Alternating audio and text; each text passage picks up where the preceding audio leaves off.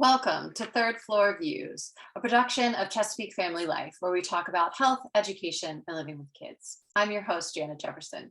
Today, we're discussing the most recent Anne Arundel County needs assessment, and joining us is Mary Spencer, President and CEO of the Community Foundation of Anne Arundel County. Thank you so much, Mary, for joining me today.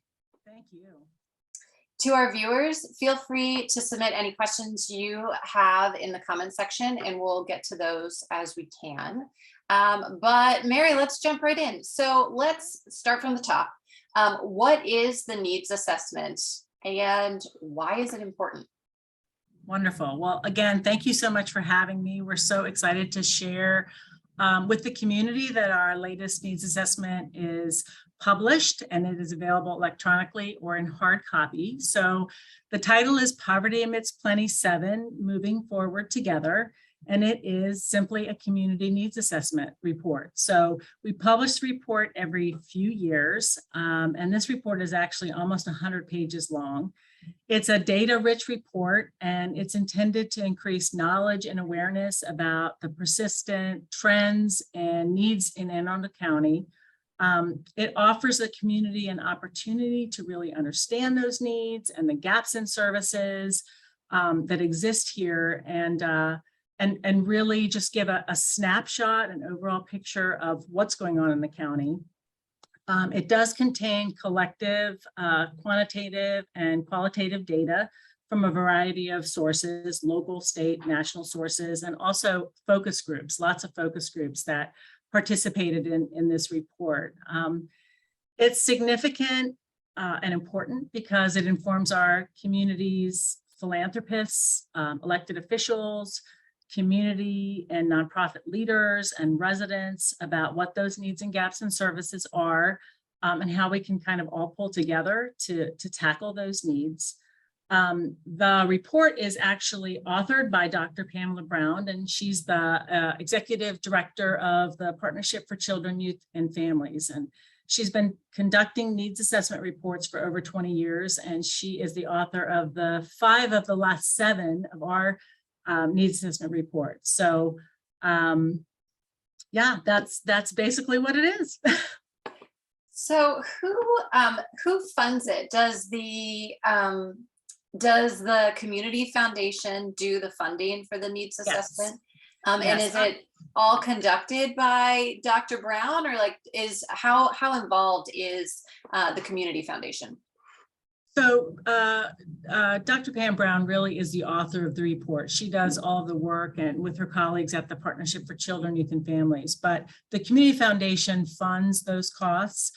There are costs in doing that work, staff time, collecting information, writing. Then we design it, edit it, do the publishing, do the printing for the public. It is a collaboration with some other nonprofits, the hospitals, the mental health agency, all of those agencies who give information to Pam to kind of condense into this report. So, but we are the funders. We are lucky that we got a grant to fund a portion of it from the county with one of their community support grants, I guess about 18 months ago or so. So that's helpful. But we have 1,000 printed copies now, and we are ready to share that. That's really exciting. Yeah. So how does the needs assessment fit into the overall mission of the Community Foundation? Great question. So as one of the largest funders of nonprofits in the county, the Community Foundation needs to have really a clear understanding of what's needed here and what nonprofits are working on to address those needs. It helps our donors decide about how they'll use their charitable resources to support the county. And it also supports nonprofits who can look at the data in the report and help inform their decision-making and their programming. And then nonprofits can also use the data when they're applying for local and national grants to kind of underscore their case for support. And then we also know that, many of our elected officials take a look at this report, really look at those needs, and as they're working on their goals and their focus areas and their teams, they're able to use the information in the report. But when I think about the Community Foundation's mission, and our mission is connecting people who care with causes that matter, and identifying the needs of our county, it really is at the root of achieving our mission, is knowing what those needs are and grounding what we do, and working to help address those needs and finding people who can help us. Yeah, it so clearly fits with the rest of the work that you do and your mission. And so many different people, like your list of all the different people who use it, all the different people that go into making it, but then also who's using it is pretty extensive. Is there anything else like this needs assessment? Like where else could people find this information? Is there anything comparable? If you look at the needs assessment report, there are several pages of references. So you could find bits and pieces of this information by looking at the census or by looking at the county health department, reports. But this is the only one that at least I'm aware of where we kind of put all of this in one place, one resource document.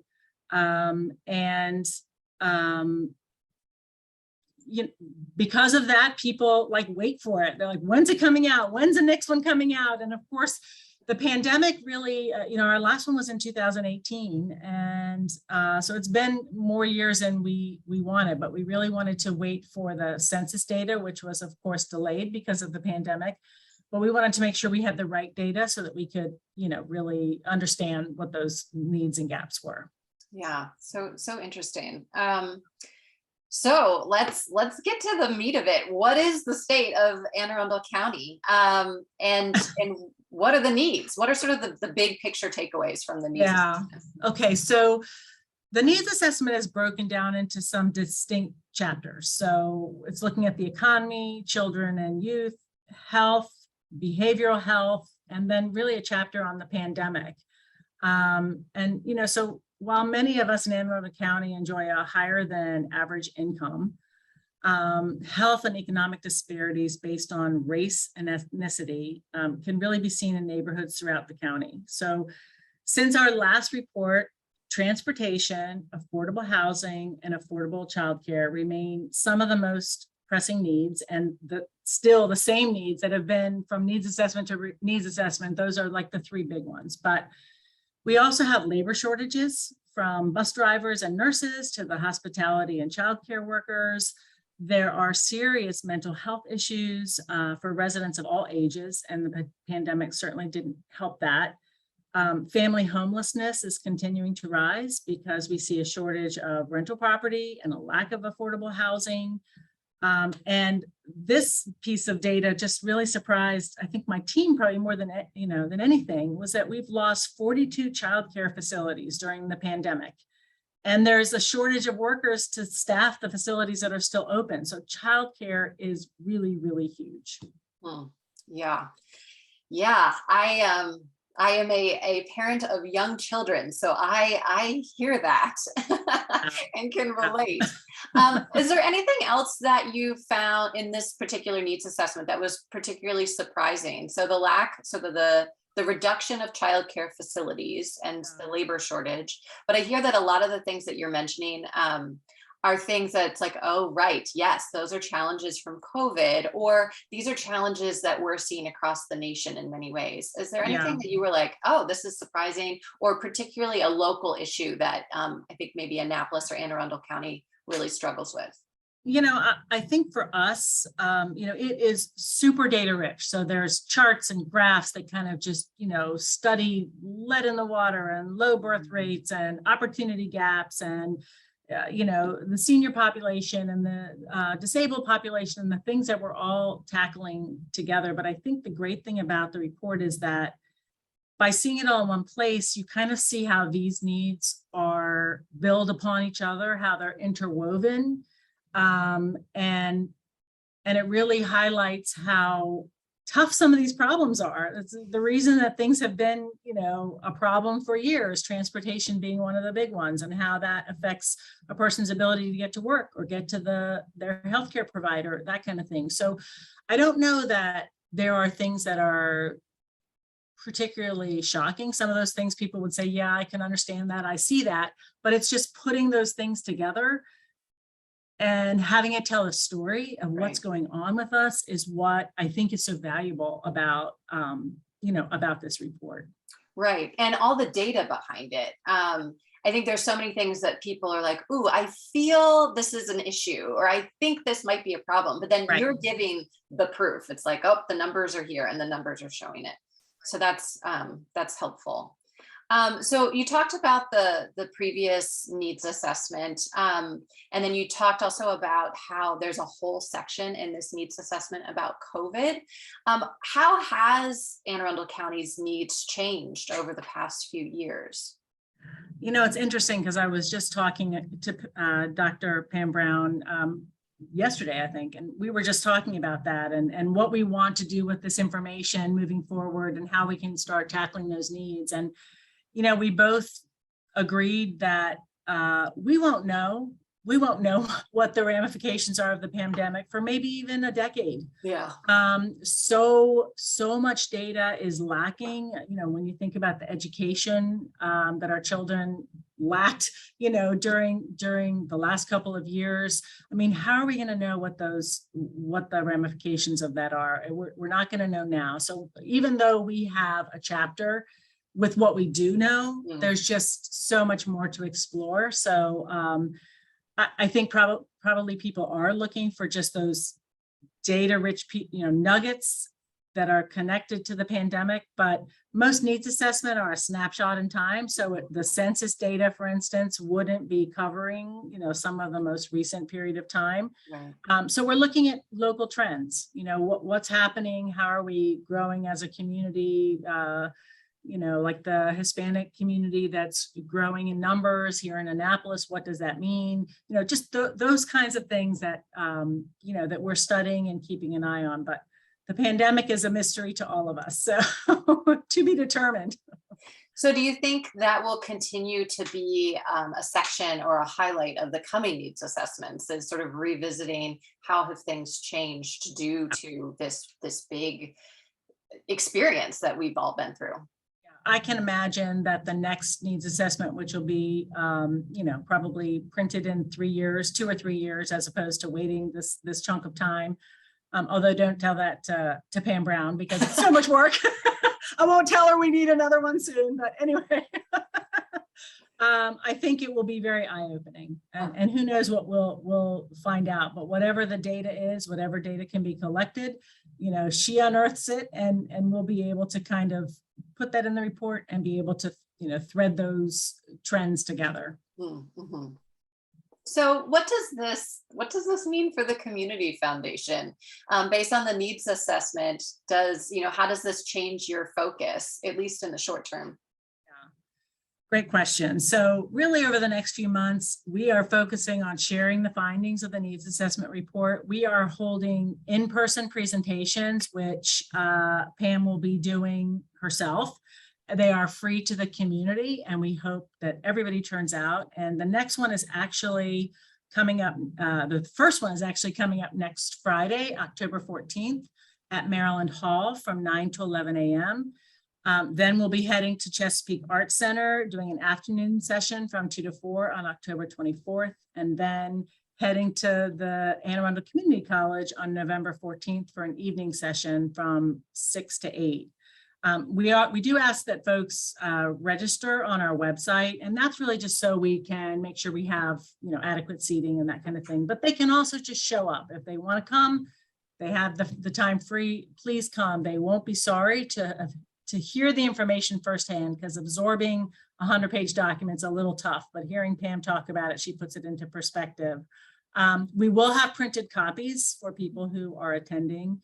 And of course, they can download the full report on our website if they want to save a tree. So also what it means for a short term is that we're really thrilled that we are receiving $1 million in ARP funding from the county executive.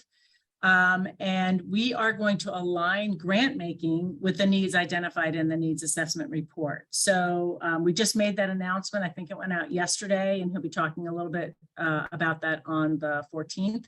But the grants will be between $10,000 and $50,000. So we'll be able to fund between 20 and 100 nonprofits, depending on how much they are requesting and the programs that they want to put together, which is wonderful. We love to grant make to our nonprofits. But then after that, after those awards are being made, CFAAC and the Partnership for Children, Youth, and Families would really like to get together those grantees and other nonprofits and come together to see how we might form partnerships, establish collaborations, working together to kind of, what are you funding? What are you working on? How can we help you? How can we partner together?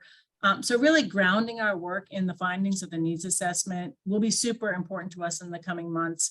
And already, we do our discretionary grant making, our Fund for Anne Arundel grants, our Women and Girls Fund grants, all in alignment with the needs assessment, so that there's so many big needs. Like, where do you start? So we've decided, if we focus on the things that we know are gaps, proven gaps, we try and make the headway to tackle those. We feel good about making those differences. So that's kind of what it means to us in the short term. Mm-hmm. That's really exciting about that money. And where, if someone's interested in asking about that or learning more about the grants that are available, where would you direct them? They can just go to our website, www.cfaac.org, and there'll be links there to apply for the grant. The actual grant application will be open on October 14th, and it closes on November 18th.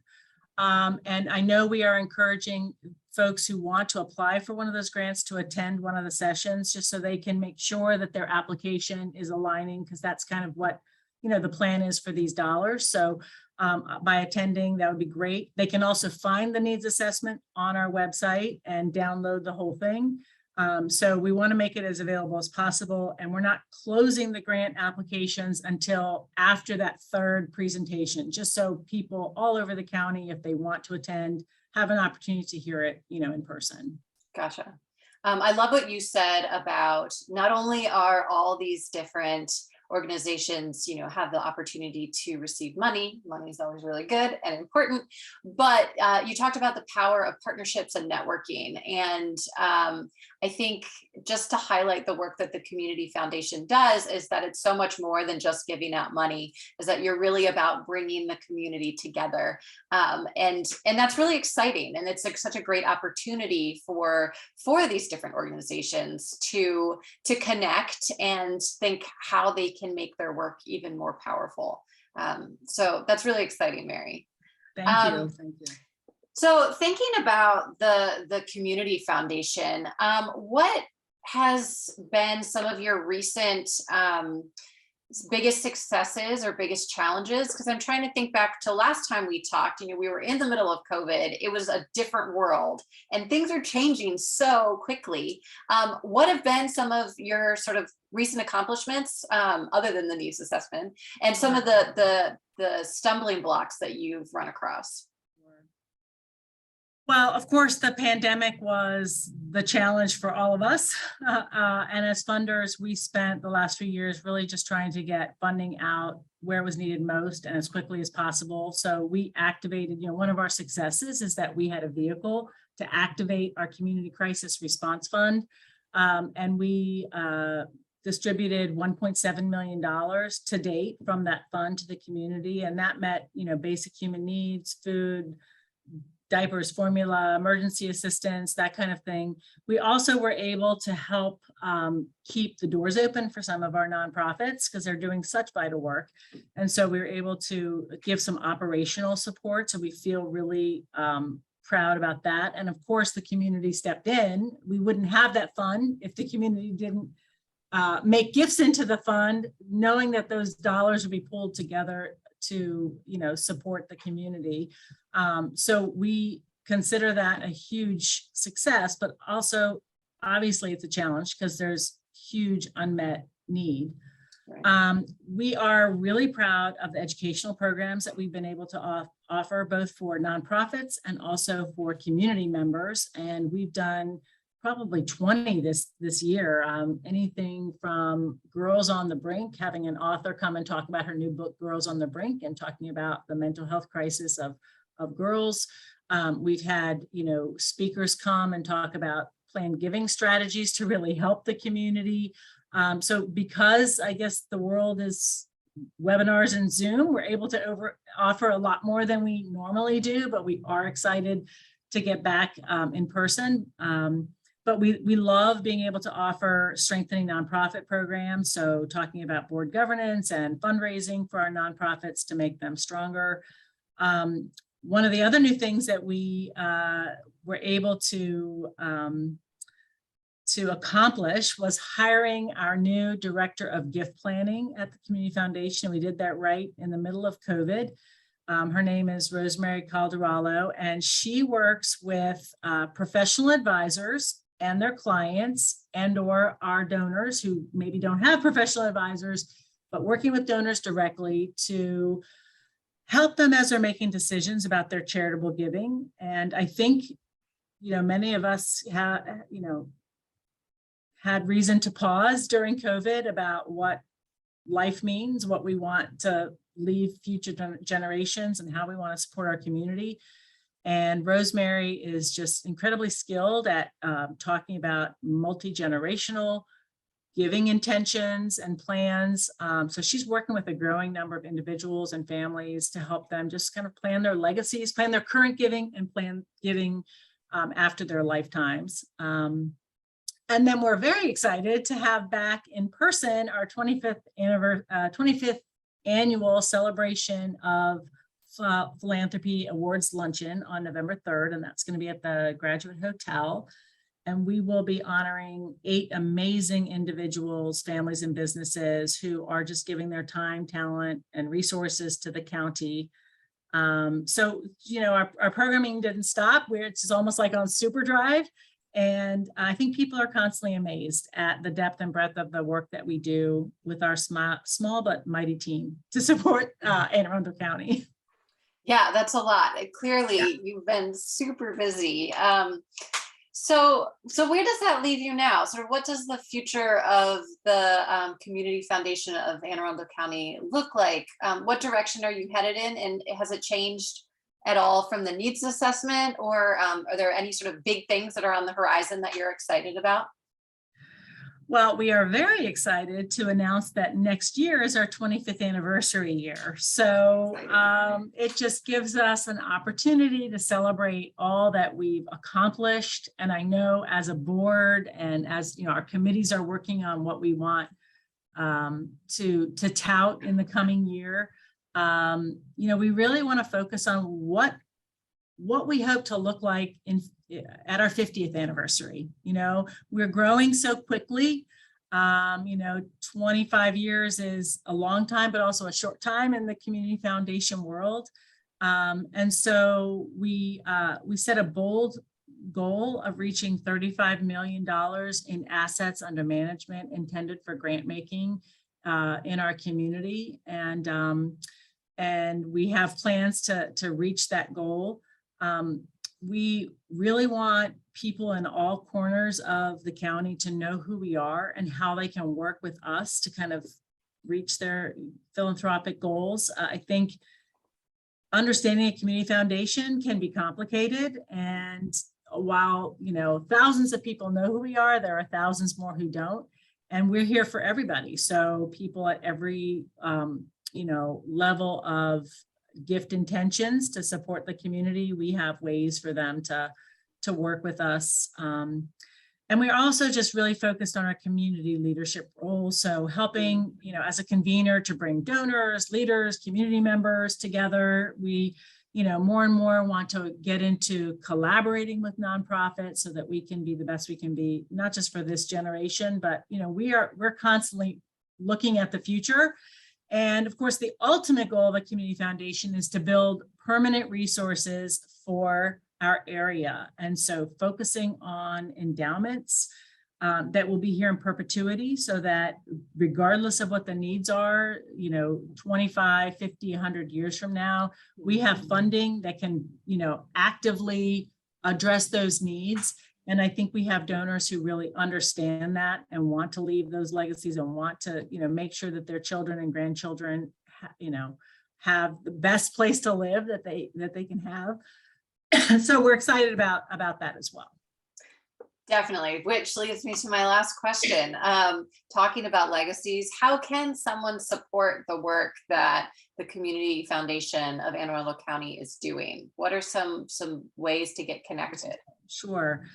So, we invite everybody to look at our website just to see what we're up to, of course, because everything we do is there. But we invite people to attend one of our educational programs, and they can join or register for our newsletter. So every month we send information about what we're doing and what's happening in the county. So attending one of those or many of those programs would be great. Attending the needs assessment report to understand, firsthand those needs. They can also establish named charitable funds. So those people in a position to establish a donor advised fund or a fund to benefit a nonprofit that they love and care about is something we can do for them. They can contribute to one of the funds we have that are supporting areas of interest. So if they don't have the resources to perhaps open their own fund, but they really feel strongly about a certain topic here in the county, we can pull resources together to fund those needs. They can join Anne Arundel Women Giving Together, which is a giving circle, and it's a component fund of the Community Foundation. That group is 250 plus women, and growing, who are pooling their resources together to make grants out into the community. Or they can just give us a call and chat with us or stop by, and we can tell them how they might be involved, because we love visitors and we love phone calls. Lots of different ways. That's really helpful though, Mary, because there's some of your suggestions I wouldn't have thought of. And it's like, oh yes, like the idea of pooling your resources with other people, the Women's Giving Circle, thinking about, yes, I'm only one person, but I can still contribute in a meaningful way to move my causes forward. So that's really exciting, and that you're willing to work with whoever walks through the door. There's a place for everybody. I mean, we are here to support and inspire philanthropy in our community. So whatever that means to you, whether it's your volunteer hours, your financial resources, your talents, we are here to try to help everybody make a difference, together with us. Yeah. Well, thank you so much, Mary Spencer, for joining me today to talk about the Community Foundation of Anne Arundel County and to discuss the newly released needs assessment. Thank you also to all of our viewers and listeners. Make sure that you visit ChesapeakeFamily.com for up-to-date local information on home, health, and living for today's Maryland parent. This episode will be archived on ChesapeakeFamily.com in both video and podcast format. And then you can also find a link to the Community Foundation there to explore some ways that you could partner with them yourself. I'm Janet Jefferson with Chesapeake Family Life and Third Floor Views. Thank you so much.